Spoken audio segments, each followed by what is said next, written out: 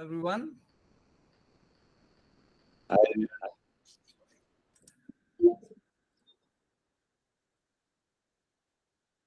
Sorry, we just had a little bit of a technology hiccup while we were starting off, so apologize for the delays.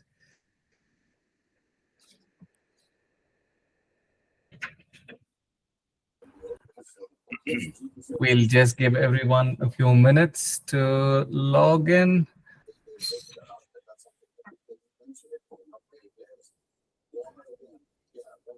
Sanket, can you ping Bill and see if he's going to join in, because he had,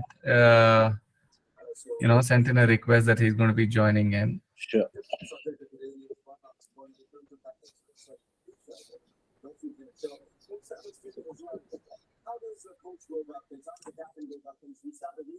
Sanjay, how are you? Good to see you on. Yeah, fine, Hemanth. Thank you. How about you? Well, all well. It's a Friday evening. You can't complain. Bill, how are you, dear sir? Greetings. You're on mute. Probably get off mute, Bill.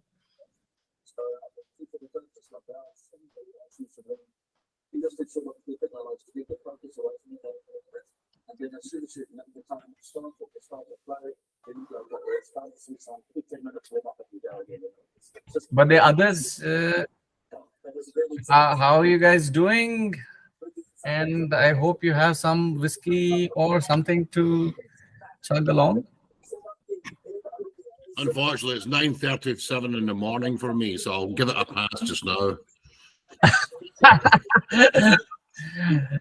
Well, a little early. Coffee then, Bill, I suppose. Sounds like a plan. Yeah.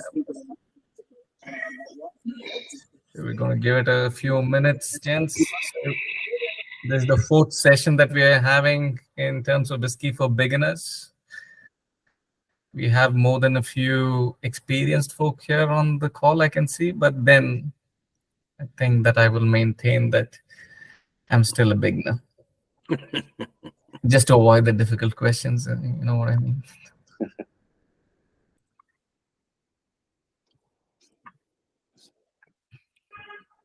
All right, so is there anyone at all having a whiskey or a dram apart from myself? Poured myself a nice thick whiskey. Ajit, anyone at all giving me company with a dram? Or No, is it's too early because the IPL is there and the match is delayed. So if you start now, you won't follow anything after 9 o'clock. So I'll start a bit late today. Sounds like I'm planning to go to the gym after this, so I don't want to have a dram. Well, looks like everyone's got plans then. So, Sanket, do you think that we should give it a go? Yeah, I think we can start. I've sent a link on the Facebook group as well, so Okay. it's joined in. Okay, so we are recording in any case, so people can actually, get back to the recording. We'll post it on our YouTube videos. All right. So, well, good evening, good morning, and good afternoon to all folks. And thank you so much for joining us for the fourth session of Whiskey for Beginners. We had 3 sessions prior to this, more on how whiskey is made, what are the different kinds of whiskeys that are around, and I think so maturation also we put significant time in. Now these sessions are typically aimed at exactly what runs through the mind of people when they are entering the world of whiskey. So if you have any questions with regard to whiskey, please use the Q&A session at the end of the episode. And also, you can probably look at the Q&A session that Sanket will usually moderate for us. Today, we're going to talk about a very interesting subject, which is labels. And I think so very relevant in a place like India, because this is probably the most asked question that I have when people are traveling or when they're at a specialty store saying, which is the whiskey that I need to pick? And this entire episode is probably for those people who will probably be able to make more informed choices after this, at least by deciphering what the label is all about. But I'm going to keep it extremely simple, and that means to say that probably what's going to happen is I'm going to broad brush a number of subjects when we go into the whiskey label details and so on and so forth. So if you do have a specific question, like we said before, please use the Q&A chat box where Sanket will probably, or do raise a hand to ensure that I pay attention to any of your questions while I take the session. All right. So another thing that we're doing, and very soon you're going to be able to probably register your interest already, but we're going to start the booking for what you can see is Whiskey Wanderlust to Scotland. We are going to take a few members away to a number of distilleries and to some super specialty stores in Scotland. So we look forward to see your interest or registration if you people are keen. Without further ado, so whiskey labels, understanding whiskey lexicon. So I think so the most important part about whiskey labels is that we're going to have a number of subjects that we're going to dwell under when we're talking about whiskey labels itself, the brand, what's the content, what you should look for, what you shouldn't be looking for. And that's what this session is all about, to make it easy for all of you. So we're going to start with some of the probably most important aspects when you're looking at a label in whiskey. And what you will see in a typical whiskey label is probably the first number of points that we have actually put down over here, 5. You would usually see a brand name on a whiskey label. You would see the age statement, the whiskey type, whether it's a single malt, whether it's a blended whiskey, ABV, and capacity of the bottle. Now, these are, essential elements, I would call them, saying that what would actually come through when we're talking about a whiskey label. Apart from them, you have the origin. Sometimes you do have color, whether we have added color, we don't have added color, etc. That's there. We have the type of cask used for maturation and distillation, whether it's, double distill, triple distill. That's a detail sometimes you get on a whiskey label. But the most common one that we would actually see today, apart from the essential details that you should be looking for, is whether it's a limited edition or it's something, as a series that's coming out. That's something that's very popular in whiskey editions today. Right. So these are probably the essentials that you will see on a whiskey label, some of them mandatory, some of them non-mandatory, but we will probably dwell into each one in a little bit of detail so that you understand what we're talking about with very, very simplistic examples. So first we're going to talk about the brands, right? So what does brands actually mean? Very, very simple, the name that you see on labels, and probably Sanket has made this easier for, all of us with these descriptive pictures that we have on the slides going right now. If you look at the first one, which is the Balvenie, excellent whiskey, you see a double wood label captured out there. Now, if you actually look at this label, you have a large statement put out there saying the Balvenie. Now, as the slide tells you, saying that the brand name usually take up a lot of space in the whiskey label by itself.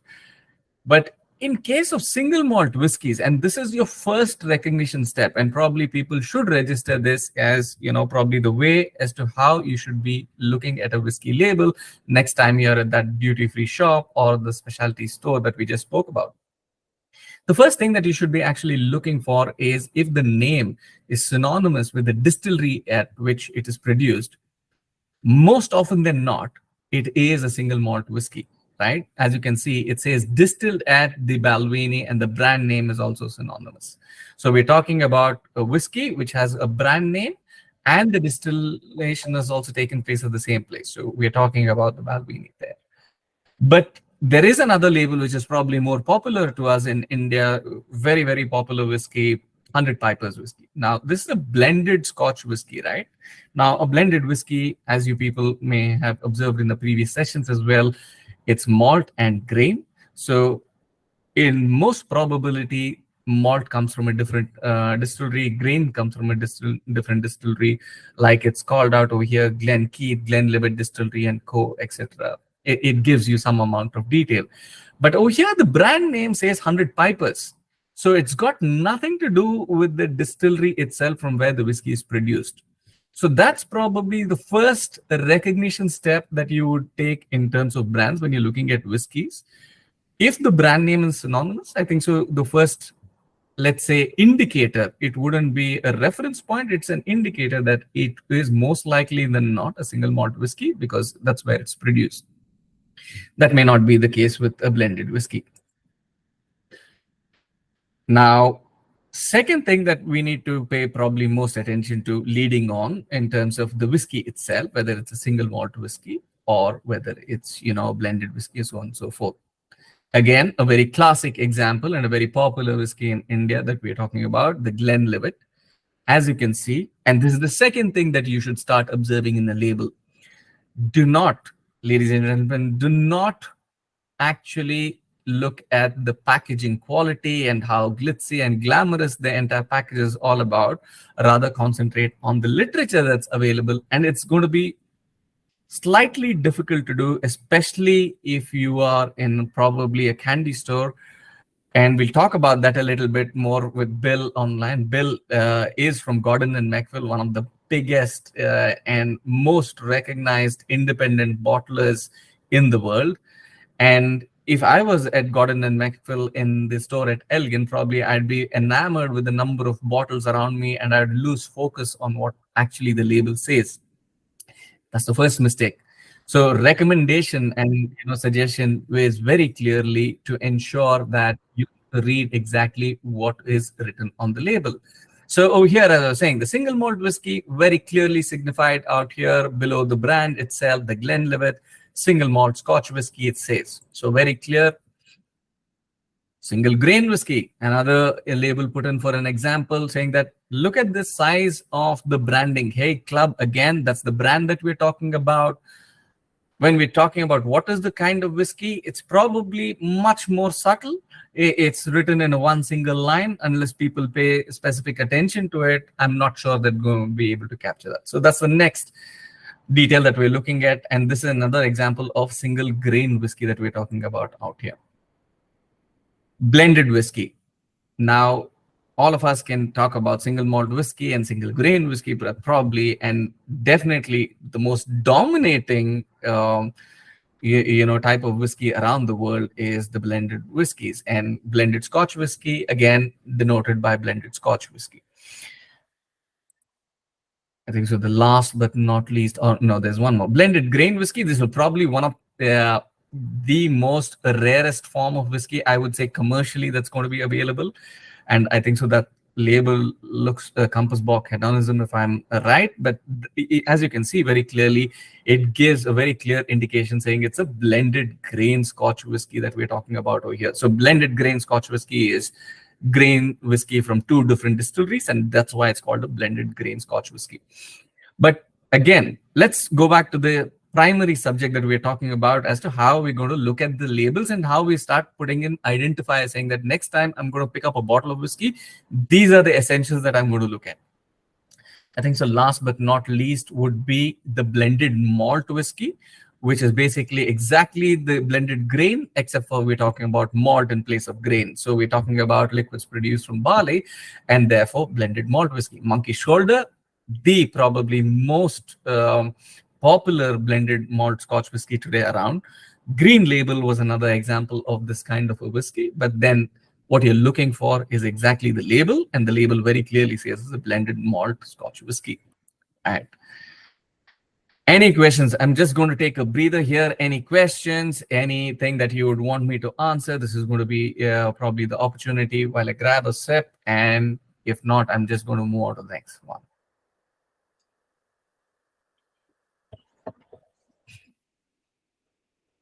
Doesn't look like we have any questions, Hemanth. Fabulous. Either I'm making no sense at all, or I'm making a lot of sense through the presentation that you prepared. I think Anyway, I'm just going to go forward with this. The next essential aspect is the age statement. The age statement probably is one of the biggest questions that all of us have, and there are a lot of questions. And the number of times that we have clarified saying that what age statement means, it's probably not adequate because this question is going to come up a number of times. So what is age statement? And again, very clearly to make reference to what we're talking about, we have the presentation going and the slides very clearly denote as to what really age statements is about. What is an age statement? Age statement is the age of the whiskey that's been matured in an oak barrel for a minimum period of time. And when we are going to talk about, the age of whiskey, especially Scotch whiskey, the essential part that you need to remember is this is not the minimum age of the whiskey in the bottle. It's not the average of the age. Sorry, this is the minimum age, not the maximum. I got that wrong. So if someone has got 18 years put onto the bottle, it means that the whiskey inside the bottle has got the age of minimum 18 years. It can be 20, it can be 25, it can be 30 as well. But the minimum age of whiskey that needs to go into the bottle is 18. But this rule, that's one condition that all of us need to very clearly remember, is implemented and governed by SWA, which is the Scotch Whisky Association. And other countries may not have an equivalent authority that will probably govern this kind of a rule. So if I were putting up an age statement in a country like India, there isn't any authority that will probably come and ask me saying that, all right, you said that this whiskey is 10 years old. Is this really 10 years old? Can you prove through records? Can we do a testing on that? Blah, blah, blah, all of that. There is no authority that can actually question. But then in Scotland, that really happens. If you actually put a statement, then you need to actually prove it. And as a subset of that age statement is something that appear on some of these bottles. And I'm going to probably show you an example of one of these bottles just to make clear as to what we're talking about. But the descriptive label on the screen is adequate as well for you to make that judgment, which is another way of writing age, which is more in detail. And I think so probably more apt for a connoisseur who wants to know about what whiskey he's drinking, what is there in the bottle, etc. It starts from your distill date and your bottle date. Now, distill date is when the whiskey was actually made, right? Saying that, okay, the whiskey was made at, in this case, distilled in 1974, a significant time ago that this whiskey was made. And then if you look at, and the other circle, which is at this part of the screen, which says bottled in Scotland in 1992. Now, this is another way of projecting an age statement. This actually you need to derive, which is more specific, but probably, need a little bit of math to go around to actually decipher the age. But this, in my mind at least, is one of the best way to depict age statements. I mean, you don't have a big number out there, such as 18 in this case, which we saw in the previous, slide where we had a very clear 18 years, denoted out here, and here in the case 10 and 12 in the very popular Johnnie Walker Black Label.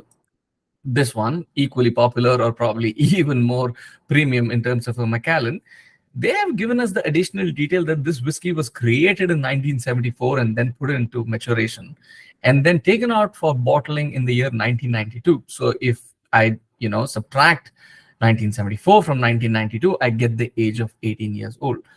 But this probably, as I was saying, is one of the best way of projecting the age, because it gives you the detail saying that which year exactly the whiskey was made, how long it's probably sat in the cask, and then which year that it was bottled.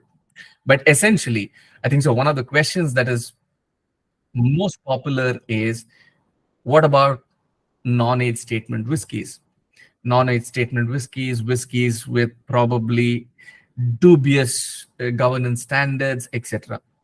What I'd have to say against all of this is that Scotch whisky has got a very robust governance system going around it. It has those rules which, any producer in Scotland is very, very off to probably circumvent that rule or even try to, get around those rules. They're very, very careful about it because they have got very, very punitive penalties, and probably, sometimes they stand to lose their licenses as well. That may not be the situation with other countries.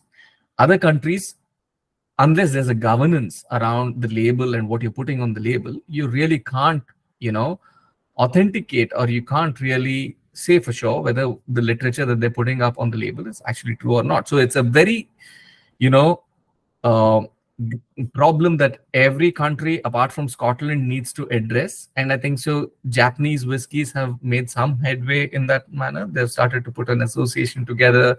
They have put on some rules to protect their identity and so on and so forth. But just that was another tip for you people to look out for. Now, this is probably going to be the most helpful one for people who are starting on to read the, whiskey labels, and what's going to be most important for you. Again, like I said, read the numbers carefully. They can be very, very deceptive. And sometimes the creativity is aimed at not making the label look better, but probably aimed at misleading to a certain extent, or probably making the entire appearance look very, very in sync with an age statement whiskey. Now, a classic example, or rather a few examples, is what we have in mind as to what you should look for and what you shouldn't be looking for. Now, the Glengoyne, as you can see very clearly, it's got something as in terms of established in the year, which is in this case is called as unhurried since 1833.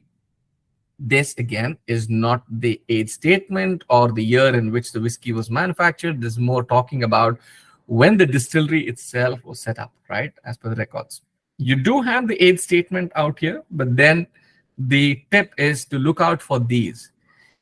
This is probably more of the example that I would say relevant to. If you look at this label, it's an Alistair Cunningham's whiskey. It's a blended, malt whiskey with, grain whiskey from back there in time. But look at it. It says 50 years. Now, if someone wasn't paying attention to this label and probably don't look at it very carefully, but I think that by putting 50 out there, he's already, killed that possibility of misleading. Because if someone had put a 50 number out there, the first thing that I would look at is for the price of the whiskey, because clearly a 50-year-old whiskey would cost me an arm and a leg, to say the least, today.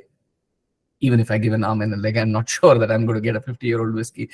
But then fact remains that if I look at this, label in isolation, and if I wasn't probably educated in terms of whiskey and how to read a label very carefully, there is a very significant possibility that I think that this whiskey is a 50-year-old whiskey, whereas it's not.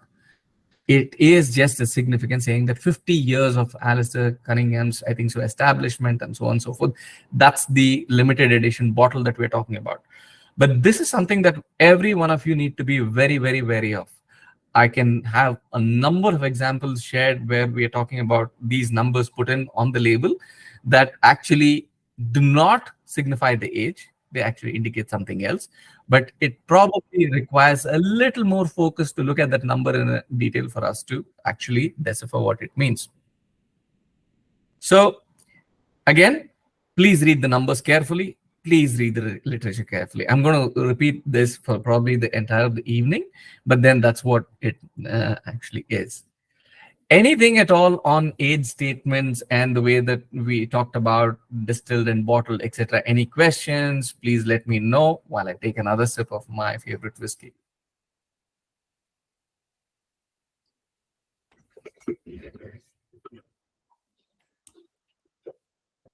I don't think so. Just a quick one for you, Hemanth. That Gordon and McPhail, we now put the month that it was distilled and the month that it was bottled. Oh, fabulous, Bill. I think so. That's the next level of detail that we're talking about, right? We're talking about, getting the month in as well, apart from the year, which I think so would be a welcome, addition to what's been provided as detail in a significant number of labels. In fact, I think I have handy one of your labels, which probably will be able to help us understand this better. This is a Spey malt from the Macallan distillery and I'm hoping that you people are going to be able to see this. Can you see this label? No, you can't. The background is. The background is killing it, isn't it? Background, yeah. Yeah, just give me a minute. Let me see if I can sort that out. Okay.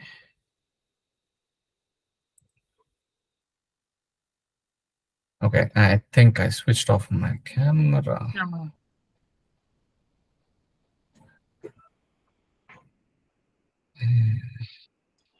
It's going to be quite a difficult task. Okay, I'm going to try this again and let me know if this works. Yeah, this should be better. Is this visible now? Yeah. Right. So what it very clearly says, and this is very interesting, right? It says that it was distilled in the year 2007 and bottled in the year 2016. It is a Gordon and MacPhail edition of Spey malts, I think. So this is their affordable series for people like myself. But great amount of detail. I mean, it's very clear that the whiskey was made in 2007 and it is bottled in 2016. So a great example of what a label should actually have. And I do have another one from Duncan Taylor. It's a Capadonic. And this was, again, one of those labels that probably need... What I'll do is I'll post a picture on the group for you guys to reference this as well. But I think so. If you look at this label, it's got a... Oh, you can't see it, right? Very difficult to do this. Oh, it's going. Okay. Let's not waste time there. But basically, what I wanted to say is it's got great amount of detail. It's got the cask number. It's got the bottle number. It's got the distill date. It's got the month. So, Bill, I think so. That's a practice that a significant number of bottlers are incorporating now. It's aged 38 years old.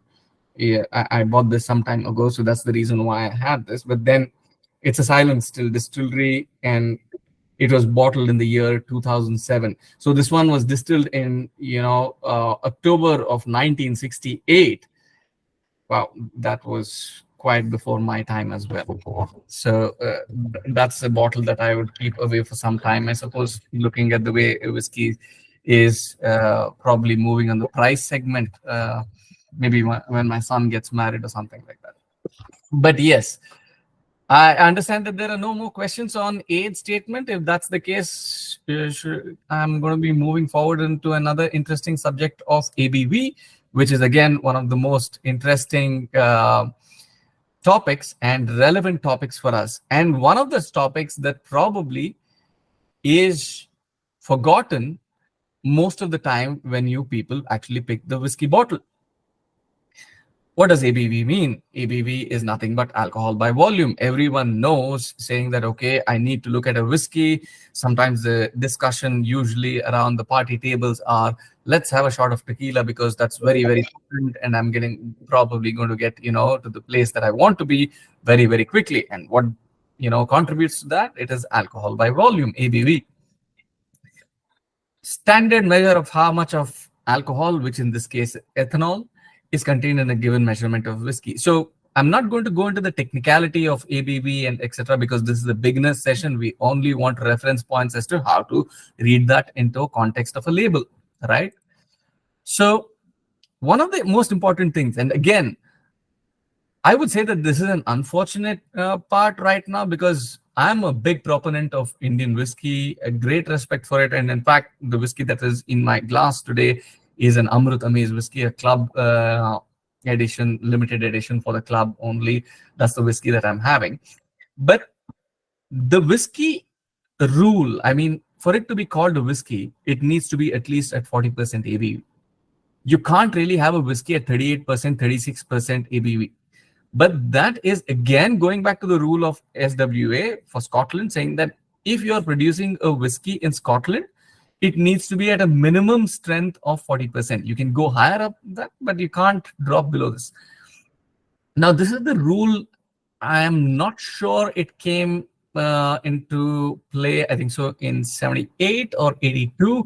Don't hold me to the year, but then I think so that was a rule that was incorporated. So some of the whiskeys prior to 1978, usually you will see whiskeys with a strength of around 37, 39, etc. Sometimes it's possible that you can see that. But anything post that rule kicking in, you will not see that be called a whiskey unless it's 40% strength. So sometimes it's called a whiskey liqueur once you drop the ABV below 40%. So that's your indicator again. Now, ABV is also reflected on the bottle as proof, most likely from the US market. And this is again an indication saying that if you look at the bottle label and if it says 86% proof, it means the same thing in ABV, except proof is double of what it is in ABV. So when we're talking about, let's say 86% proof, we're talking about 43% alcohol. So it's a simple math. It's just double. And again, thanking for the great slides preparation, saying that look at the examples that have been quoted on the screen. One, you have a Rampur double cask, which is having an ABV of 45% alcohol by volume. Now, very, very clear. It's a single malt whiskey, Indian single malt whiskey. It's a double cask. It's got a 45% alcohol by volume. The second one onto the left is probably a more robust one, and very few of these editions are available in India. In fact, none of them actually sell in India. You need to go outside India to get this, unfortunately. But we're talking about a cask strength whiskey, which is at 61.8. Now, the point that is there again on screen very clearly is saying that what is cask strength? Cask strength is when whiskey before bottling is usually watered down to 40%, 43%, 46%, depending upon, what the bottler or the blender feels is right for the whiskey, the balance, etc., so on and so forth.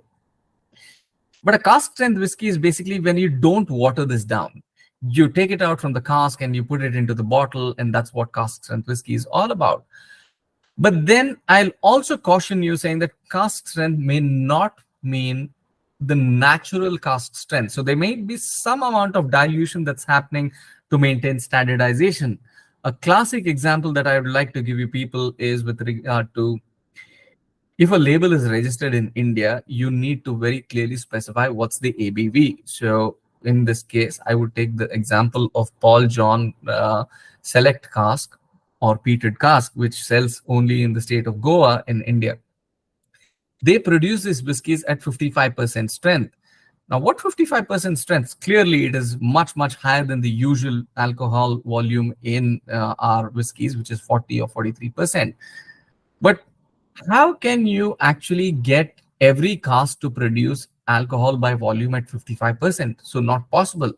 Some of the casks may, when they mature for the equal amount of time, some of them may lose a lot of water, some of them may lose alcohol. So there might be variations in terms of the ABV. So cask strength is only an indicator. There isn't any rule that states, okay, if you put cask strength on the label, including Scotland, that it needs to be natural cask strength. There isn't a rule, so be caution. Have a slight bit of probably understanding about when we're talking about cask strength. It may not necessarily mean natural cask strength. But in this case, one of those other tips that I can give you when looking at these labels, even in cask strength, is look at the specific ABV that they call out. Now, 61.8, to manage that would probably not be easy. It would be easier to take what the alcohol volume is in the cask, to put it in the bottle and just print the number on that. That when I took the whiskey out from the cask, it was 61.8. That's why I put it as cask strength. But when you see numbers like 55, when you see numbers like 52% standard across a series, most likely than not, it is slightly managed in terms of attaining that standard ABV. But this, again, is one of the most influential factors when you're picking your whiskey. I'll give you classic examples as to how this is very, very relevant when you're actually selecting a whiskey and when you read a label. Now, one of the biggest examples that I want to give you is, I hope everyone knows about Amrut, right? I mean, we've talked a bit about Amrut now, and I'm hoping that everyone knows about Amrut. Can Yes. I show of hands? Yeah, everyone Yes, says yes. yes. Yeah, everyone. I'm hoping everyone knows Amrut. Does anyone over here not know Amrut?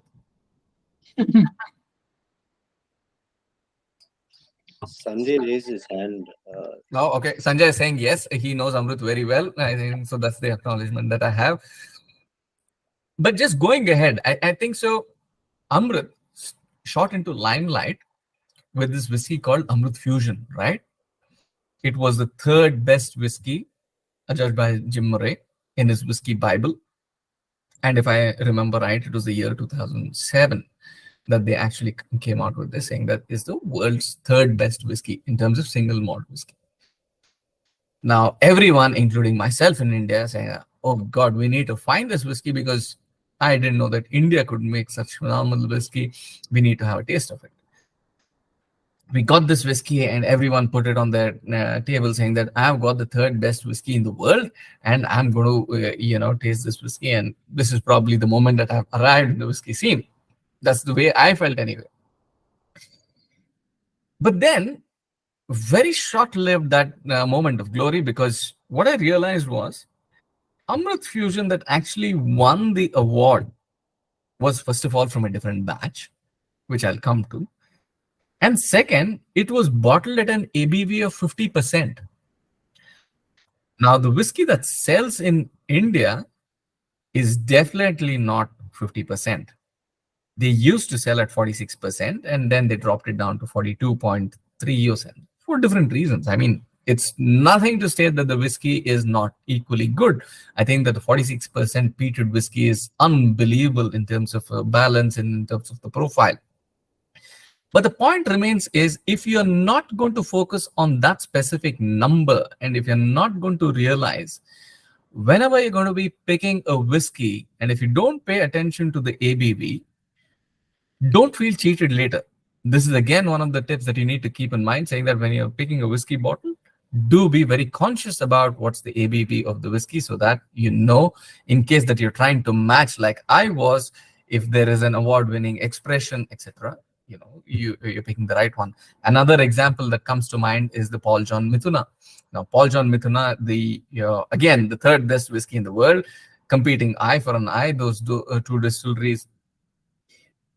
I think so it was the year 2019 or 20, one of those years, I think so, where it was just the third best whiskey in the world, again, from Paul John, which is having a wonderful distillery in Goa. If you people haven't visited that place, do visit. The visitor center is absolutely phenomenal. They released this whiskey, and again, Jim Murray was at play, saying that this is the third best whiskey in the world for that year. Their whiskey that won the award was bottled at 58% ABV. And the one that's selling in different states sells at around 50% ABV. Now, the 50% ABV whiskey is also an excellent whiskey. But is it the same whiskey that probably won the award?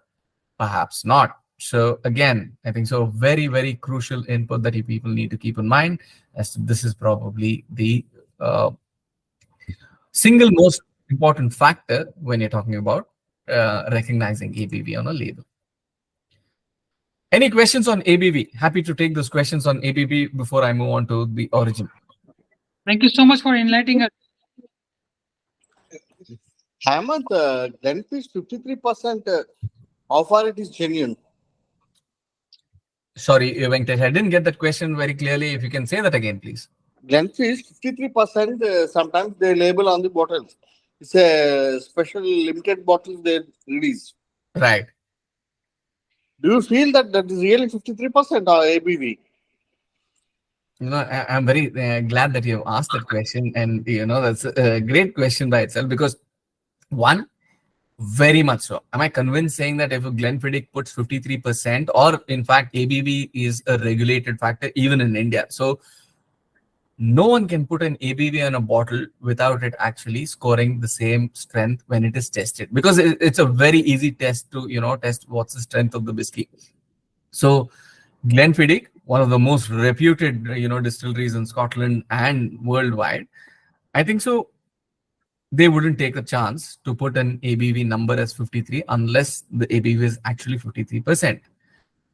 But what tells me, Venkatesh, probably, which is probably something that you need to appreciate, is that even at 53%, if it doesn't feel like 53%, if it feels very smooth, if it feels probably very palatable, that means just, it talks volumes about the balance of the whiskey, saying that, even at that high ABV strength, you're having a good time. So that's probably what it indicates. But the answer very specifically to your question is, if someone puts an ABV on the bottle, 99.999% it has to be that ABV, because in a country like even India, if I put an ABV of 43%, I can test it very easily. So, FSSAI, which is actually the governing body for this specific element of ABV, can actually put the, liquid into it, apparatus that actually tests the strength of the whiskey and, qualify saying that what they've published is correct or not. So it's a very, very testable parameter, and I don't think so people are going to take a chance with that. Because when I had tried the twin pack, because mostly we'll get in the twin pack. When I tried in the twin pack, I felt some doubt on that, whether really that 50%, the 53% is there or not. No, genuine doubt, Venkatesh, but I would put my money behind 100%, saying that, if they have called out saying that it is going to be at 53%, it would be at 53%. Okay, right, done, right. Thanks, Hemanth. Most welcome. Anything else? Anyone having a questions on ABV before I move on to origin? Yeah, Hemanth, one question from me. Hi, Kritika, how are you doing? I'm good. How are you? All well, thank you. Please do shoot. So in India, different states have different caps on the highest type ABV that can be bottled in their states. Because I think Goa has a higher limit than Karnataka, and here it's 50% or something like that. That is correct. So, what is the deciding factors for a state to decide what is the highest ABV they can allow a distiller to bottle at? All right. So very interesting question, and probably very related to India. And I don't know if anyone from any other country faced the same thing. I'm not aware of if there is any, different country which has got let's say, a different rule state-wise. They might have, and probably need to do some research. But what we're talking about, Kritika, if I may rephrase the question for the audience benefit, you're saying that Karnataka as a state has got a maximum bottling strength possibility at 50%. Goa stands at around 58%. And let's say Delhi is at 46% or 42%, so on and so forth. So different states in India, same country, but they have permissions to bottle at a maximum strength of, 42, 46, 48, 50, so on and so forth, right? That's the question. And what decides this? Is that correct? Yeah, exactly. Right. Okay. So I think so. What defines this is beyond my comprehension, to be very honest, because I think that what the manufacturers, especially in single malt whiskey, are trying to do is they're trying to get the case out, saying that, look, high strength ABV does not necessarily mean that it is going to, damage the health prospects of the consumers. Because when we're talking about Indian standpoint, the only governance that the government is intervening in right now is not in terms of the quality of the liquid, not in terms of, how it should feel for the consumer. No, that's not the intent.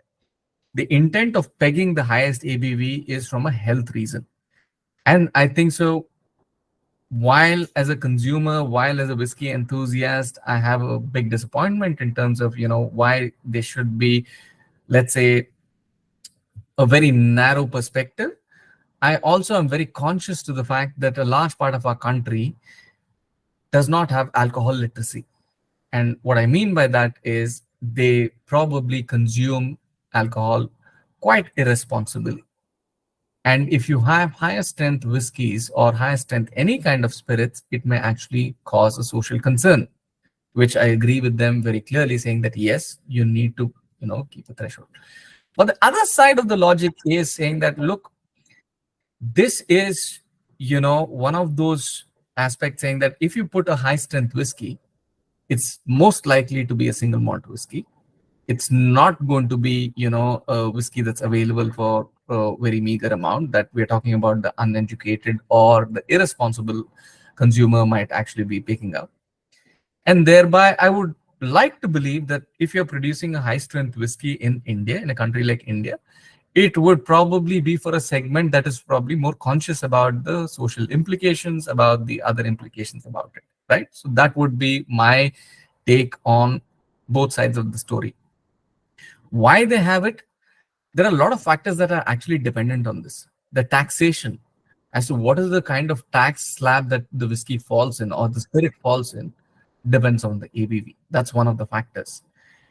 The existing situation of that specific state in terms of their literacy on alcohol or responsible consumption, all of that comes into play. And then there is obviously people like myself who always keep pushing distilleries saying that no, if you're producing something for us, if you're producing something for the audience, please produce as much as naturally possible to ensure that they get the best taste. Now, I want to probably take an example, Kritika, just one more minute on that question. I'm going to say that when we bottle our whiskeys, we try to ensure that we pick a whiskey that tastes great at the permissible ABV. I mean, that's what we try to do. We try to manage, or we try to ensure that the rules, we don't break them, but we rather adhere to them in a way that can be appreciated by the audience the best. And I think so all the distilleries are also doing the same thing. They're trying to figure out a way as to how they can best bring the best possible quality, balance, and preference within the permissible rules. Okay. But there is no, guideline from an authority saying that no, this state should be at 46, this state should be at 52. There is none of that kind. Okay. Hemanth, hi, Kapil here. I have a question. Hi, Kapil. Thank you for the session. My first question is basically in Goa, you get Paul John Classic and peated at 55% ABV. Mhm. Have they also made, for example, an Amrut Fusion, which was an award-winning whiskey, or a Paul John Mithuna at a higher ABV, or they've just limited to these two spirits? So when it comes to Goa, a couple, the maximum permissible ABV in Goa is around 58.5, if I remember right. That's the maximum that they can bottle in permissibly. So anything below 58.5 or 59%, if I remember right, would be permissible by the excise department. So if you apply for a whiskey to be bottled at around 56%, it's acceptable in Goa. But the same thing is not acceptable in a state like Karnataka, where they've set the threshold at 50%. They're saying that nothing beyond 50%, your maximum threshold is 50%. So what do the manufacturers do? I mean, not everyone is going to travel to Goa to get a bottle of whiskey.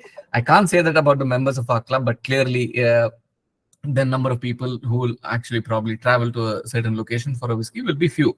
So what do the manufacturers do? They need to actually cater to the market in Bangalore, for example. So they're going to water the same whiskey down. So they're going to bring that whiskey from a 58% or 59% to 50% to bottle for Karnataka as such. So and that's the reason why you will see many a time that strip that is there on the bottle that says that for sale in UP only, for sale in Karnataka only, for export from, Gurgaon or whatever. So those are the reasons behind, these differentiated ABVs for the same variant of whiskey. I don't know, Kapil, if I got the question completely right and if I've addressed your question, but if there is any subsequent question that you have in mind, please do ask. So partially it's answered. Like, I know there's a difference in ABV in various markets. My question was, you have only two high variant of ABVs available: the Paul John Classic and the Paul John Peated. My question was, why hasn't, like, if you have any idea that Amrut hasn't released a higher ABV version, or Paul John Mithuna, for example, is not available. Okay. So you're asking about the brands that are actually selling for higher ABV. If there's anything equivalent on that. So you're right in terms of, the cask strength. I mean, the really, really high strength whiskeys that actually sell in India, the brands that you mentioned, those are the only, variants that are available at anything beyond 50%, right? So Kapil, that's the bottom line. I don't think so there's any whiskey that's selling beyond 50% or 55%, apart from these three names that you mentioned. I'm very proud to say that, our own club bottling, which is, Amrit Amaze, we ensured that this was bottled at 50%, which is the maximum strength in Karnataka. So Amrit has got a few releases in Karnataka at 50%. So this is one of them, but this is a club exclusive. I think so. The Narangi was the other one that was released at 50%. So there are a number of variants that Amrit has released as well, but they're all at 50%. Nothing at 55, 58 like the classic and peated, from Paul John Stables. Okay, okay. Yeah, I mean, I thankfully come to Karnataka for work a lot, so I could get my hands on a few bottles. Very, very good. All right. So in the interest of time, I'm just going to move forward. We usually are never able to stick to the time in terms of, our sessions, because they usually carry on for a long time. Origin. What does origin mean in terms of a whiskey context, And specifically when we're talking about whiskey, I think so the first geography that comes to mind is Scotland and Scotch, right? So again, reiterating for the benefit of everyone, what is Scotch? Any whiskey that is distilled in Scotland is known as Scotch. I mean, it's as simple as that. If you're saying, pour me a Scotch, that means to say that you're specifically asking for a whiskey from Scotland. So please don't ask for a, pour me a Scotch and say that I want an Amrit or a Paul John. That doesn't really qualify. That doesn't really match. But then what does it mean in terms of a label? Again, a great slide and a great reference point for you people to look for again in a label as to what should be your guidance in terms of what this actually, how this will enable you to choose the whiskey of your choice. I'll come to, but essentially pay attention to the slide to, just glance through, look at the geography of Scotland and what the label actually is saying. I'm going to start with the left-hand side of my slide, which starts from the island saying Isle of Skye. Now look at that specification on the label. It says Talisker, the only single malt Scotch whiskey from the Isle of Skye. It no longer, unfortunately, holds that. There is another distillery out there, but that's not the point. The point is more about when you read the label next time, look for if it has got an indication of the geography that probably might give you some tips about how that whiskey might be. Now that means to say, not only looking at the label and saying that, yeah, this is from islands. Hemanth said that, pick a whiskey from the islands and you have recognized this, I'm going to pick that whiskey. It doesn't mean that. It means to say the islands have a certain character, a certain style of whiskey, usually, not completely indicative. Usually it comes with that style, and that would be very relevant for you when you're picking this whiskey. Classic example would be Islay. If you look at Bowmore label that is, out here, we're talking about an Islay very clearly depicted over here. Now, Islay is a place where it makes very robust whiskeys, whiskeys that are very smoky. They are very, very, let's say, they're not a whiskey that can be forgotten easily. Either you like them, either you hate them, but then it's a whiskey that will make an impression on you. So if you see Islay, you know that the style of whiskey is a very smoky whiskey. And that's what this Scotch whiskey region is actually supposed to do. May not be completely relevant in today's world because there are a number of distilleries that are producing, very, very different styles of whiskey apart from the regional styles that usually used to be there. But it is a great indicator for you to know. Glen Scotia, which has got, a Campbelltown, circled out here, is indicative of a certain style of whiskey. One of the most popular whiskies in India is the Glenmorangie, which is the Highland whiskey coming from the Highland region. Speyside, you have the Speyside. I clicked. Okay, the Longmorn, which is coming from the Speyside region, and Lindores, which is a new distillery in the Lowlands. Again, indicator of this. All of this, ladies and gentlemen, again, I'm trying to reiterate, saying that these are all indicators in the label that you need to be conscious about and you need to look out for, only to help you make your choice about what whiskey might suit your palate the best. Again, limited edition. No. Look for what that limited edition is all about. But more on that after we cover the origin. again, some indicators out here on this slide as to what really regionality means beyond Scotland. Scotland, we dwell into what is the kind of regions in Scotland that probably is an indicator on the label. But here we're talking about a maker's mark, American bourbon, which you would look out for, Hibiki, which is a Japanese blended whiskey, Amrit, which is an Indian single malt whiskey, and Canadian whiskey. So again, subject, looking at labels, what you should be looking for is the region which it's produced. If there's a reference for that regional style of whiskeys, it'll only help you make that educated choice as to whether that choice that you made in terms of picking that whiskey is the right one or not. That's the only thing that you should keep in mind when you're looking at origin in terms of the label itself. Okay, any questions around that before I quickly move on to color, which is something which is very, very interesting. Kapil here again. My question is, there's a lot of confusion between Speyside and Highland. A lot of brands interplay between both of them. So how do we clearly demarcate a Speyside or a Highland whiskey? Unfortunately, Kapil, the answer to that is that you can't. I mean, I can't. And I don't know if anyone will be able to give a better reference point unless you are an experienced palate in the world of whiskeys. And to be very honest, I think so the difference between Highland and Speyside was an imaginary line that passes through these regions. And if I'm right, I think so it's the distillery of Glengoyne, which has got its distillery in the Highlands and the warehouse in the Speyside, or the vice versa, one of those distilleries. So it's a very, very contentious subject, saying that, can we really put in a classification that says Highland whiskies are of this character? There are some Highland whiskies which are of very true Highland character. For example, the Glenmorangie, I would say that is a very, very a whiskey which is very true to the characteristics of a typical Highland whiskey.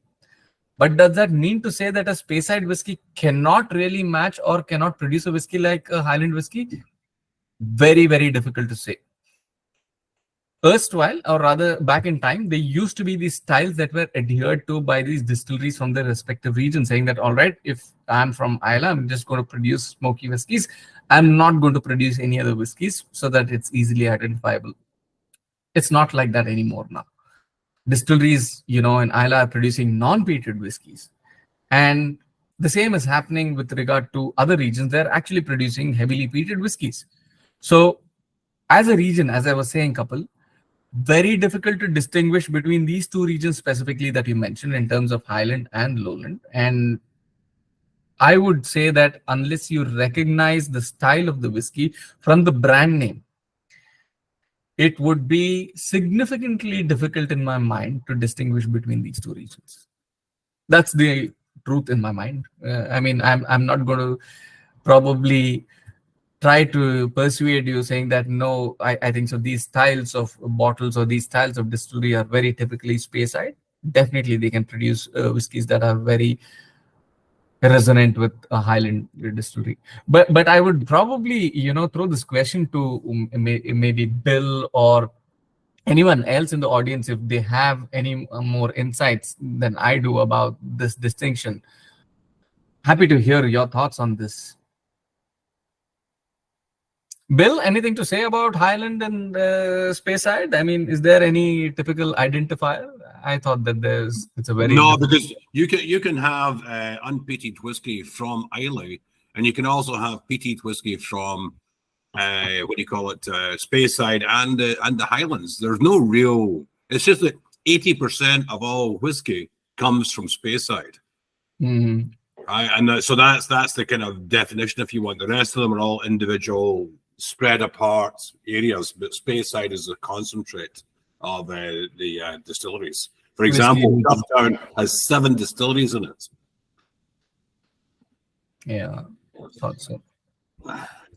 Couple unfortunate, but that's the honest truth, saying that there's no real way of distinction between these regions. I mean, it's probably around 20-30 years back. I would say that yes, you could have a certain style that you could identify with the region, but not today. I think so. It's very, very different. Thanks for answering because it was a lot confusing in my mind. So yeah, I think so. anyway, We should take the pressure off, right, Kapil? One of the reason why we are holding a session like this is exactly to address that. I think so. We should take the pressure off. What I mean by that, Kapil, is typically there used to always be this classification of the map of Scotland saying that, this is what the regional style of the whiskey is. All of us need to be very conscious saying that that map is no longer relevant. The industry is moved on from there. It's moved tremendous spaces from there. What you need to be more conscious about is the brand, the distillery, what kind of whiskey that they produce, and exactly what we are learning about. What does the literature on the label tell you about the whiskey? That's more important rather than the lineage of the distillery or what it is, which region it is from. right. I think Broken Landing was one which I was quite surprised that they had a non-period Indian whiskey. So yeah, that was a pleasant surprise. So that's fine. As long as it tastes well. Great. So I'm going to move on to color quickly, saying that what color has a role to play in terms of a whiskey label and how it's, very relevant in, again, your terms. Now, color is, again, one of those subjects which is very, very sensitive. You ask a purist about color, they're always going to tell you saying that I like a whiskey without any color added. I'm very specific. I'm a connoisseur. I know my whiskeys very well, and I don't like any color added to my whiskeys.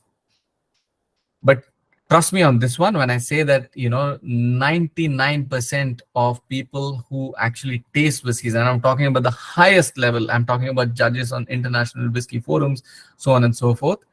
When you taste blind, it's extremely difficult to differentiate any whiskeys which has color added. You can. They have people who are actually identified any kind of caramel coloring added, because it does give you a certain roundedness to the whiskey that people are able to pick up. But otherwise, I think so it's extremely difficult to pick up. But this, again, is one of those, things that you probably can, read on a label and then decide for yourself as to what your choice is. Now, 3 different ways in which color is actually depicted. And if you people pay attention, there's one place where probably there's a lot of creativity used in this, right? One is natural color. As you can see in the label, depicted out here, very clearly says it's a non-chill filtered whiskey. It's got natural color. The second label says that no color added. Again, the same, narrative. It says that non-chill filtered and no color added. Can anyone in the audience tell what the difference between these two is? Because natural color would be the natural color of the whiskey, right? And no color added. Anyone have got any idea what this means or why this is different? I will take that as a no. If I'm not wrong, the natural color is the light caramel. You're not wrong, Ventesh. So natural color is a Color from cask. Sorry, Yogesh, you're saying something. Color from cask. Natural color is. May or may not be. Let me probably clarify for the benefit of everyone. So natural color is, again, one of those ambiguous statements. Natural color can also mean that you have added a coloring agent, which is of natural origin. That might also be natural color. And the cask color, usually, I would put very clearly, as the second label has put, saying that no color added. That means to say, all the color that the whiskey has got is not from any natural or synthetic agent. It is coming straight from the cask. That's why I've said no color added. But when you put natural color, it might mean that you are adding a natural color agent to the whiskey to attain its color. So that's the difference between these two. Another point that you people need to make a note of in terms of when you're actually looking, does it have relevance in terms of the actual whiskey itself? I already stated color identification of caramel being added, etc. is very, very difficult. But then if you have a purist mindset saying that, no, I'm going to pick up a whiskey with no color added, Please look out for that. Please do not get, influenced by the statement that is out there that says natural color. Natural color can mean both aspects. And I think so the world today is moving on to no color added in case that there is no agent at all, whether natural or synthetic. When there is a natural additive that has been put into whiskey, that's when they put as natural color. That's the difference between the two. And the third one, very, very clear. It says that we have added caramel. And, just as an input to all of you, I think so in India, when we talk about a market, I think so 99.99% whiskeys, all of them come out with color. Only very few single malt whiskeys are those ones without any kind of color added. All right, then. I'm going to move on to type of cask, but if you do have a question about color, please drop them in the chat and I will pick that up for the next one. Now, this is, again, one of those things that are probably most influential in terms of our choices for the whiskeys, because India today is, starting to embark on the journey of, casks and, wine finishes, sherry cask finishes. Every one of us are starting to appreciate, and the moment we see a very dark colored whiskey, we say that, wow, that whiskey must taste brilliant. I mean, that's one of the best whiskeys that we would ever had, because it does create that perception.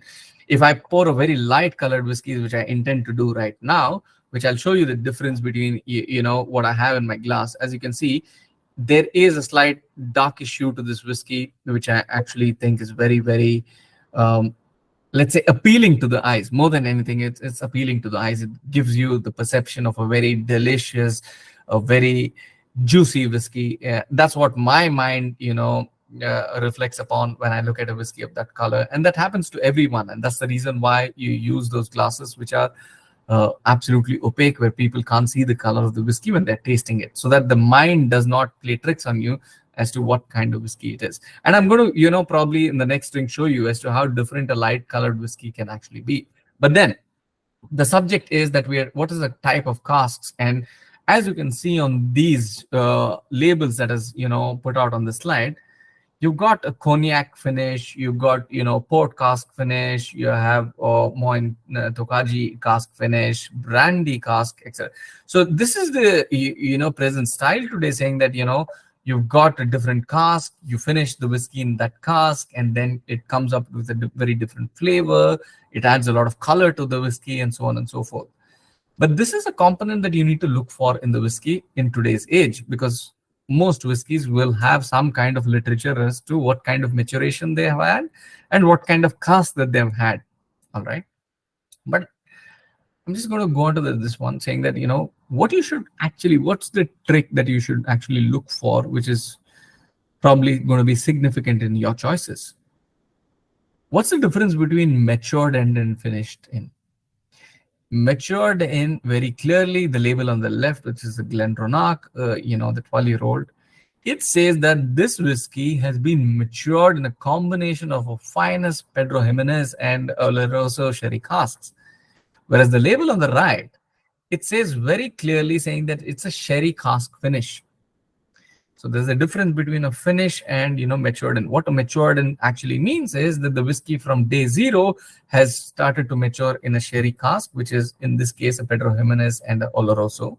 Whereas the label on the right, it only means to say that the whiskey has probably been matured in an ex-bourbon or a virgin oak barrel and then transferred onto a sherry cask finish. So it's basically finished in the sherry cask. Now for me, this is probably the most ambiguous way of stating as to what is this whiskey matured in. Because when you say finish, it can be finished for like a couple of days, a couple of months, a couple of years, or maybe half the duration of the entire maturation cycle. It doesn't give me that detail. Whereas the one on the left very clearly says that this whiskey has been completely matured in these casks through and through.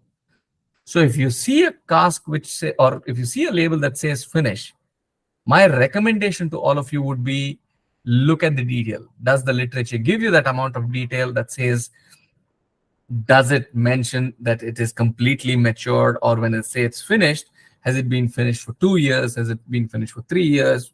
Whatever period of time, does that literature give you that amount of detail? Just to make an educated choice about the kind of whiskey that you're going to pick up from the store. That's what this is intended at. Whether this whiskey tastes better than the one on the left, I can't say. It is your decision to make and not mine. All I'm here to tell you is saying that, all right, this is the kind of distinction between these two labels that you need to keep in mind. Another great trick, and probably I've picked up on some of the big brands out here, the one on the left especially, but then a classic example, what you shouldn't be falling prey to. What really does a rare cask mean? I haven't understood that to date. What does a rare cask actually mean? Is it rare for your distillery? Is it rarely procurable? What does that mean? I don't know. And I think that anyone looking at this label today, I have seen many people look at, this is a rare cask, this is an exceptional cask. And I'm going to pick this whiskey because it comes from an exceptional cask. What makes it exceptional? What makes it rare? Golden casks. People are getting extremely creative at, describing as to what kind of cask has been used for maturation, but rarely is backed up by actual scientific facts saying that, what this whiskey is about. I see Bill putting in the comment saying first fill cask. Yes, first fill cask probably has got some amount of, detail onto it, saying that it means that it's a first fill going into the cask. So there is some bit of detail, but rare, special, exceptional, folks, look out for that. That's just a marketing, enthusiast putting that label on to entice you to pick that whiskey up, but be very careful about it. Any questions about the casks and their relevance in terms of the label? I just want to clarify a couple of things. There's a couple of distilleries in Scotland who only their wood policy is only to use first fill barrels. In other words, it's never been used for whiskey before. This is the first time they're getting used for whiskey. So that they would put first fill on that because everybody knows first fill is going to have a lot of hits, a lot of vanillas, a lot of sherry, etc. I have no idea what a rare cask is or an extra special cask. Thanks, Bill. Again, very pertinent point. I think so. The first fill very clearly means exactly that, saying that you're filling whiskey in it for the first time, and that gives you some amount of detail. So what does all this mean? All this means that when you're selecting a whiskey next time, when you're looking at a label, please pay attention to that specific fact, saying that if it says first fill, you should understand saying that it is going to be pretty significant in the flavors of the cask. So if it is coming from a sherry cask, you're going to have a lot of, sherry notes in that whiskey. That's what it means. And that's what you need to be conscious about. And the first fill doesn't mean that it's going to be a better whiskey than a second fill whiskey. It doesn't mean that. It only means that you should know as to if your preference is for a more sherried whiskey, thereby a first fill whiskey would make a lot of sense to you, such as a Glen Dronach, as a Glen Goyne again. They use a lot of first fill sherry casks, so that would probably make a lot of sense to you if you know what the kind of whiskey that they produce. I'm going to move on to another, point that people forget when they're actually picking a whiskey. It's the capacity of the bottle. Now, there are some people who are very conscious about this and some people who are not conscious about this at all. And the very conscious people, I think so, they're very clear about if I'm paying, X amount of money, how much of liquid am I getting back? That's a very clear, driver for them to actually, pick the bottle. But do pay attention to this fact because some of the whiskeys come in 700 ml or 70 cl bottles. And as you can see very clearly denoted by size, different bottle, different volumes. And probably duty-free, very popular for its 1 liter bottles. You get 1 liter of liquid, clearly 300 ml more than the usual standard of single malt whiskeys. But all I'm calling out here is that's another parameter that you need to keep in mind as long as you are conscious about the whiskey that you're picking up. Most single malt whiskeys come out with the volume of either 700 ml, 750 in some countries, such as ours. Our bottling strength, our full bottle is usually referred to as 750 ml. and of course duty-free editions, which is at 1 liter. There are some, other gallon bottles that used to come back there in time. There are some other measurement of whiskeys that are available, but usually these are the, sizes of whiskey bottles that are available. Pay attention to this, right? Quickly on distillation, not much to say over here, but the one thing that I'd like to call out is look out for that, strip on the labels, as in this case. You have Bushmills and Jameson, which is typical Irish whiskies. Irish whiskies usually, and again, Kapil, going back to your point, can we actually paint them with a broad brush right now? No. But typical Irish whiskies are triple distilled. Auchentoshan, another example of Scottish whiskey, is a triple distilled whiskey. We have some in India as well being produced now, which are triple distilled whiskeys. But this is, again, you should probably realize as to what a triple distilled whiskey brings to the table when you read that on the label. Only then it stays relevant. I think so. The last aspect, I think that we are 20 minutes above time, clearly not sticking to our timelines, but I'm just going to run through this very quickly because this is something that actually influences our choices by a lot. What does limited edition or what does the series actually mean? Now, I've given you certain examples of labels which actually you should look out for, saying that when you say it's a limited edition can mean 50,000 bottles as well, or maybe a few 100,000 bottles as well, as in case in some of the brands. They say a limited edition and they release like 500,000 bottles of that. I don't know if there is a dictionary, specification what a limited edition to mean in terms of numbers. But if someone is releasing 50,000 bottles or 100,000 bottles saying that it's a limited edition, in my mind, it doesn't sit very well. But here are some classic examples of what you should be looking out for when they say it's a limited edition. This is only one reference point in terms of the number of bottles. There's so many others that can come to play. But all I'm asking you people is to seek that clarity when you see a limited edition, printed on a bottle. What is it offering you as for it to be qualified for a limited edition? Are they using a special cask? Is it, going to be released only through 1 year or 5 years? Is it the number of bottles? Something that actually signifies it's actually limited.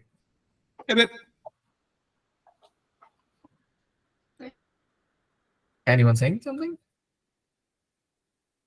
All right, I'm just going to move on. I'm saying that, one of the indicators on the left is one of our club edition bottles. It says that 7 out of 276, etc. But all of these examples, I think so, we are very clearly pointing out only to the number of bottles, which I'm myself saying that no, that's not your only barometer to check whether that's a limited edition or not. But look for reasons. Why are they calling it a limited edition? Then make the choice. I think so. That's the most important aspect that we wanted to convey from the slide. That brings me to the end of the session. I think that we have comprehensively covered with examples as to what you should be looking for in a label, what should be guiding choices. And again, I think so the last statement that I would make before we take in any questions, if there are any, or we can end the session, is that all these are indicators to help you make educated choices about your preference of whiskey. Please don't go by choices made by experts or choices made by reviewers who say that this whiskey is great. It must be great for them. Is it great for you? If you have a certain style that you appreciate, try to look at that bottle today in a little more detail. Look at that label in a little more detail and try to look at those, pointers that we have given you, saying that, can I identify another label with a similar point? If I can, then great. That will be your first way of identifying the whiskey that you would probably like. But thank you. I think so. You guys have been very quiet, but some of them have been enthusiastic as well. I really appreciate your time. I hope you enjoyed the session. Hemanth, can I interrupt? Yes, of course. Before we end, we promised all the people who joined us today a small quiz, and I've sent you a few questions, so if you can ask those few questions to see if we We can. have a quiz. Yeah. Wow. Okay. All right. Hemant, So, can I just add in one more point? okay, sure, of course. Kritika, please do. Yeah, so I think one more concern we can have while choosing bottles are there's some bottles say bottled in origin, and like another bottles like all the IMFL whiskies, even though they're scotches, they're bottled in India. So I think Mhm. that's like one more point we can look at while buying whiskies and see what's the difference a person has while taking a bottle from origin and an IMFL whiskey of the same brand and the same series and all of that. Do you think that's a good So, point? Kritika, absolutely great point and very relevant to the Indian, geography per se. But I'm just trying to get my head around saying that as to what's the way that I'm going to probably look for it from a label perspective. Because if you look at the subject, we said that it's a label perspective, right? Saying that, and I don't know, and I don't think that any of the IMFL produced, liquids, you'll be able to identify through these indicators that I gave you. Because the brand will say 100 pipers, for example, it'll say that it's produced in this distillery. So the very pertinent input, and very rightly so, Kritika, would be saying that I think we should pay attention to where it has been bottled. That's a very interesting aspect that we can bring into the, and again, very relevant. Thank you for bringing that in. I think if we pay attention to that aspect as well, that will give you an indication saying that whether it's an IMFL. So for people who don't know what IMFL is, it's Indian manufactured foreign liquor, which is a term which is probably riddled with irony and with probably a little bit of intrigue by itself. But it essentially means that IMFL is an Indian manufactured liquor. So basically, we get a lot of bulk liquid from a country like, for example, Scotland. We blend that with our own, whiskey produced in India, which is a grain whiskey, and we bottle them. That's IMFL for you. It's not really Scotch, but probably India is one of the only countries which has got permission to do this. Those rules may change in the near future. There are clearly some discussions around that subject, but yes, I think so the point that Kritika is making is looking for where the bottle has been bottled so that you get that extra indication from an Indian perspective. Yeah, Hemanth, can I just take 2 minutes, a couple of points? Of course, Ajit, please do. Yeah. I mean, it was very, the interesting thing is what you said about the Highland whiskey and the Speyside. Right. I mean, I've been drinking whiskey for almost 4 decades now. Now, earlier, the distinction was fairly clear. I mean, Speyside was more fruity and clean, and the other was more peatish, and you had other tastes along with it. But over the years, one can't make out at all. And I always put that to the base product, the first level is everywhere. Like you can get Calcutta Kati rolls in Bangalore now, you can get anything anywhere, So at least this one, it's clarified now from what you said. You can't make the distinction at all, that's great.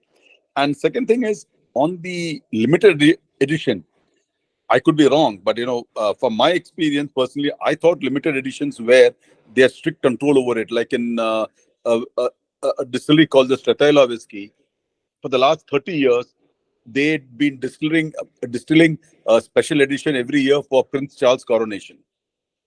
It never happened. So after a particular year, they sell it to the public, calling it special edition. But that is only for one particular distillery.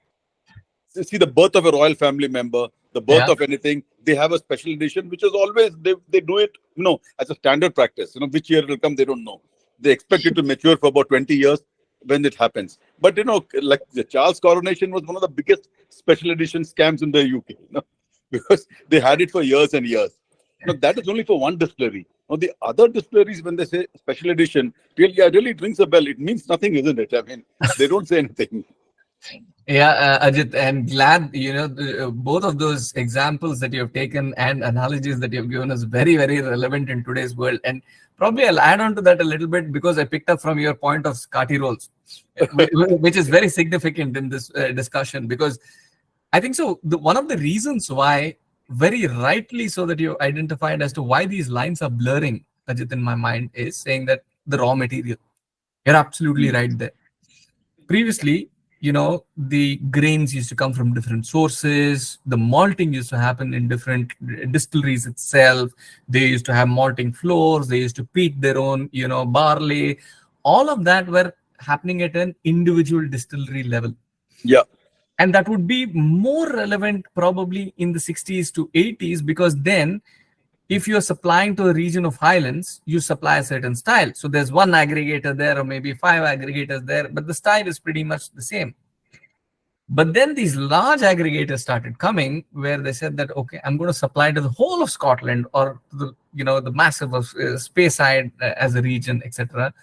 So in terms of standardization, they produce, the barley and the maltings for a certain specification, which is probably going to be the base ingredient for the final flavor output. Thereby, it's extremely difficult to distinguish today. Again, like your Kati rolls, I'm not sure if you will be able to make the difference between a Calcutta Kati roll and a Bangalore Kati roll, but very, very relevant in today's, discussion with regard to whiskey. Ingredients play a key role. And I think so the aggregation of ingredients. In fact, if I run my mind back to Islay as a region which produces one of the most, identifiable whiskies, apart from Lafroig, I don't know if there's another distillery today that has a malting floor. So you know what I mean already. Yeah. You know that the raw ingredients for all the distilleries, which is Lafroig, Ardbeg, Lagavulin, Arnoho now, Bunnahabhain, all of this is coming from one single source, which is the Port Hill. Right. That's where the maltings are happening. That's where the raw ingredients are coming in and supplying to this. So that's the second example that you've taken is phenomenal in terms of Stratela being one of those distilleries that used to, and yes, limited editions back then were of a certain lineage. They had a certain reason for that, and they used to call it that, a coronation edition, etc. And I can see Bill, hammering away saying that, yes, there are. Bill, with due respect, I was only talking about the Islay, region, and Kilhoman. Yes, I think so. That's the grain to the bottle kind of concept. But you're right, Bill. I think so. It's all educative, all welcome. There is, as I very clearly acknowledge, I'm a beginner. I'm here in the whiskey space over a very short duration compared to even Ajit, who's been into whiskey for 40 years. So clearly, I'm still on my learning path. But I don't know as much as you. It's only about probably, Ajit, I started reading a little bit more about whiskey rather than drinking it, which I'm catching up right now. But then I think so that's it. But going back to the subject of single limited editions, I think so Stratela and some of the previous editions of limited editions used to have a very clear, vision and sight as to why it is limited. Today, it has become more of a character that you want to see in the bottle, saying that it's a limited edition. That's it. That's the relevance of a limited edition today. And as educated, people who have come to this session, and as probably I'm hoping that I've imparted some kind of a tips to you. So the next time that you're at, a retail store, at the duty-free store, do think about this session. Do think about this, limited edition. Do think about that trolley bag that the guy is going to offer you for buying 2 bottles together, saying that whether that's more relevant compared to what you're reading on the literature of the label. I think so that's the point that I was trying to make. But thanks, Ajit. I think so both are very insightful indicators that you've shared with us. Sanket, I would probably say that I tried looking for the questions. I couldn't find. So either I'm going to go in for a question of my own, or I would leave that to you to, drop in a question on this. And it's a great initiative. I think so. You should ask a question which is relevant to the subject if you can, if this, questions have been aligned to that. But if you don't have a question in mind, I'm happy to throw in a question. No, go for it. Ask your question. All right. So I think that we spoke about color to an extent, right? Saying that, what the color actually means. Now, what is the coloring agent that is most commonly used in whiskey? So I think that you would have picked it up from the slides. Caramel. Caramel is very correct, but is there a specification in caramel that one would make? I mean, if you have, then go for. No idea. So I think so. There you go. I see Nikhil. Oh my God, that's very specific. Oh, absolutely. As you can see, I see Nikhil on. He's goes by the name Whisky Flu, a very, very educative blog. And folks, I'm really, really thankful that Nikhil has actually made it to the session. Nikhil, say hi to all of us. Yes, E150A. Hi, guys. Hi, Nikhil. Thanks for joining. Really appreciate you being here along with us. Great blog that you run. My pleasure. Thank you very much. I was wanting to join the previous sessions as well, but travel made it impossible. So I thought I must catch this one at least.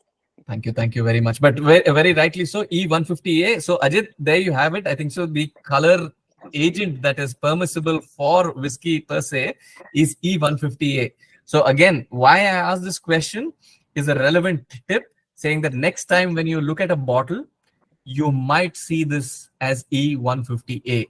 So when you see E150A, you know that it is caramel that is added.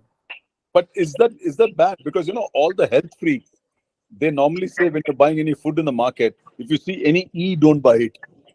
I mean, I don't look at it. Honestly, I don't look at it. But I'm saying generally.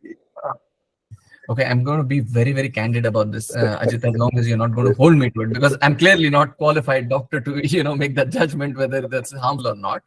But as I was saying, I think so 99.9% of the people who are going to taste blind can't even recognize the difference between with the color or no color, right? So it's very clear over there. It's not going to happen.